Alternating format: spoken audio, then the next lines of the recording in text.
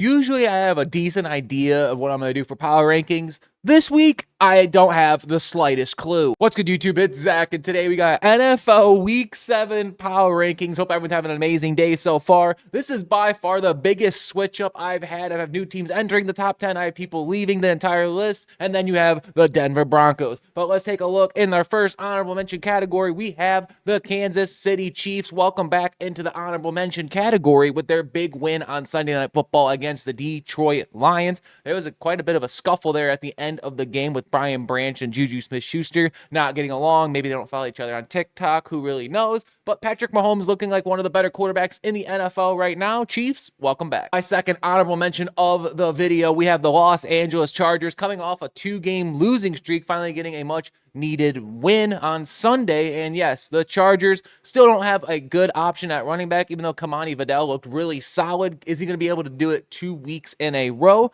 The Jim Harbaugh teams love to run the football, and we'll see if the Chargers are going to be able to maintain their style of play. In the final honorable mention, a team that took the biggest tumble, I had the Jacksonville Jaguars. It just says how big of a gap there is between 5th and my honorable mentions. Not really a huge gap here. Jaguars getting a loss to the Seattle Seahawks, who are going to be in the top 10. They're still a really good football team, but honestly, there's just a lot of above average teams that are really hard to grade, and the Jaguars take a back seat for now. Let's get this disaster of a power rankings going here. With number 10, I have the New England Patriots. Drake May is proving to be an amazing quarterback. This is year 3 of the Drake May experience. Mike Vrabel already matched the amount of wins he has in New England with the total that I think Brian Callahan had for the Titans, who got recently fired, who went 4-19. The Patriots are already 4-1, and they're top of the AFC East. Are they 4-2? I think they're 4-2 actually. But yeah, the Patriots looking like a top 10 team. Coming in at the number 9 spot, I had the Green Bay Packers. Well, yes, they were able to beat Joe Flacco finally this year against the Cincinnati Bengals last Sunday. It was a lot closer than what the final score indicated. Jamar Chase was still proving he is really good at football. But the Packers are starting to get back into their own here. And with a 3-1-1 record, they are leading the NFC North. And I believe they're second in the NFC. So Packers, welcome back. Gosh dang it, as I put that out of order. But now, yeah, number 8, we have the Los Angeles Rams, who got an ugly win against Cooper Rush and Tyler Huntley and the Baltimore Ravens. Derrick Henry was able to run all over that defense, but their passing game was virtually and quite literally non-existent. But it's not about the Ravens, because we all know they stink. The Rams.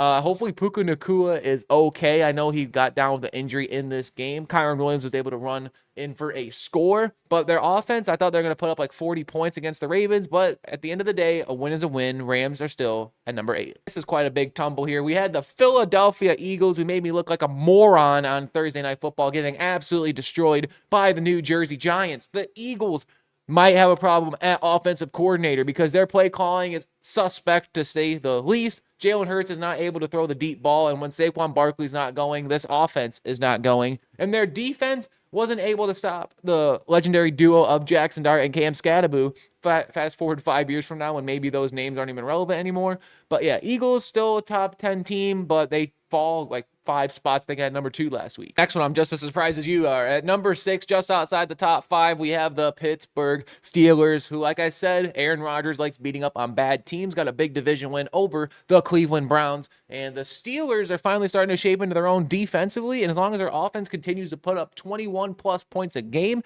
they're going to get it rolling. I don't know who the feature back is going to be in Pittsburgh between Jaylen Warren and Kenneth Gainwell, but they'll be able to figure it out. Steelers outside the top 5 for now. Now that we are in the top 5, coming at number 5, I have the Buffalo Bills, who are coming off a loss last night against the Atlanta Falcons, who I thought about putting the Falcons in the honorable mention, and then they got blitzed 30-0 by the Panthers. The Bills, what's going on offense? Josh Allen was literally upset. You can literally see the body language on everyone on offense, and their defense can't stop a cold. Bijan Robinson, I think, had like 120 yards in the first half. Absolutely unacceptable from a Sean McDermott coach team. Bills coming in at number 5.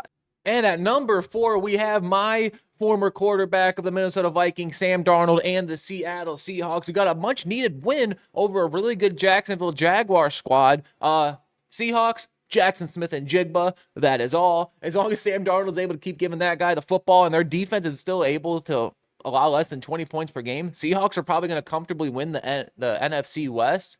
between them and the Rams. The 49ers are completely banged up right now. We finally saw what Mac Jones looks like. But Seahawks are right at number 4. I believe this team is still even a thing. Number 3, we have the Indianapolis Colts, the 5-1 Indianapolis Colts. Jonathan Taylor proving to be the best running back in football. Daniel Jones is like allergic to throwing incomplete passes, and this defense is able to get after the quarterback. I know it wasn't a impressive win against Jacoby Brissett and the Arizona Cardinals, but a win is a win at the end of the day. You need to win one-score games in order to win a Super Bowl. So yeah, Colts, they're in at number 3 and might need to drug test their entire team. At the number 2 spot, I do have the Detroit Lions coming in off a loss to the Chiefs on Sunday Night Football, but I think it's just more the Chiefs finally coming back into their own, and the Lions are proving to be one of the more consistent teams in the NFL. Their offense did struggle, but then again, Spagnuolo defense is pretty hard to play against. I'm going to give the Lions the benefit of doubt this week, just mainly because, I mean, if you look at 3 through 6, I'm taking the Lions over all of these guys here, and the Eagles just lost to the Giants. The Rams looked